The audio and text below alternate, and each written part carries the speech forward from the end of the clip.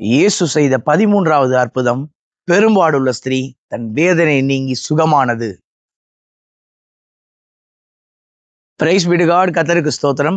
12 வருட பெரும்பாடுள்ள ஸ்திரீ அநேக வைத்தியர்களால் அதிக வருத்தப்பட்டு தன் ஆஸ்திகள் எல்லாவற்றையும் செலவழித்து சற்றாகிலும் குணமடையாமல் அதிக வருத்தப்படுகிற போது அவள் கர்த்தராகிய இயேசுவை குறித்து கேள்விப்பட்டாள். அவள் இயேசுவை குறித்து கேள்விப்பட்டவுடனே அவருடைய வஸ்திரத்தின் ஓரத்தையாகிலும் நான் தொட்டால் சொஸ்தமடைவேன் என்று சொல்லி ஜன கூட்டத்துக்குள்ளே அவருக்கு பின்னாக சென்று அவருடைய வஸ்திரத்தை தொட்ட உடனே அநேக வைத்தியர்களால் குணமாக்க முடியாத 12 வருஷமாய் பெரும்பாடுபட்ட அவளுடைய உதிரத்தின் ஊரல் நின்று போயிற்று. அவள் பூரண சுகத்தை பெற்றுக்கொண்டாள் என்று நாம் வேதத்தில் வாசிக்கிறோம்ல. அங்கு அநேக ஜனங்கள் இயேசுவை காண வந்தாங்க. எல்லாருமே இயேசுவிடம் ஒரு அற்புதத்தை பெறதான் வந்தாங்க. இயேசு என்னை தொட்டால் நான் சுகமாவேன், இயேசு என் மீது கையை வைத்தவுடனே நான் சுகமாவேன் என்று இயேசுவை நெருக்கினார்கள்.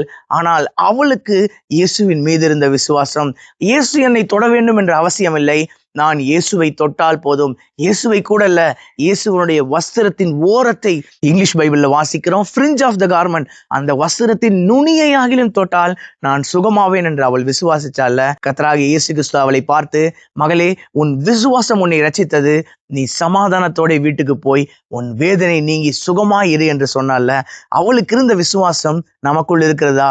யோசிச்சு பாருங்களேன். 2 கொரிந்தியர் 13:5 அப்போஸ்தலனாகிய பவுல் சொல்றாரு, நீங்கள் விசுவாசம் உள்ளவர்களோ என்று உங்களை நீங்களே சோதித்து அறியுங்கள். ஆரம்பத்தில் நாம் கர்த்தராகிய இயேசு கிறிஸ்துவை ஏற்றுக்கொண்ட போது அவர் மேல் வைத்திருந்த அன்பு, அந்த விசுவாசம் இப்பொழுதும் நம்மிடத்தில் இருக்கிறதா? அல்லது கற்பாரியின் மேல் விதைக்கப்பட்ட விதையை போல, முள்ளுகளின் மேல் விதைக்கப்பட்ட விதையை போல உலகத்தின் கவலை, ஐஸ்வர்யத்தின் மயக்கம், மற்றவைகளை பற்றி உண்டாகிற இச்சை உட்பிரவேசித்து நம்மை நெருக்கி போட்டதா? யோசிச்சு பாருங்களேன். சங்கீதக்காரனாகிய தாவீது சங்கீதம் 27:13 சொல்றாரு, நானோ ஜீவனுள்ளோர் தேசத்தில் கர்த்தருடைய நன்மையை காண்பேன் என்று விசுவாசியாதிருந்தால் கெட்டு போயிருப்பேன். நாமோ கெட்டு போக பின்வாங்குகிறவர்களாய் இராமல் நம்முடைய ஆத்துமா ஈடேற விசுவாசிக்கிறவர்களாய் இருக்கிறோம் என்று எபிரேயர் 10:39 வாசிக்கிறபடி தேவனை விசுவாசிப்போம்.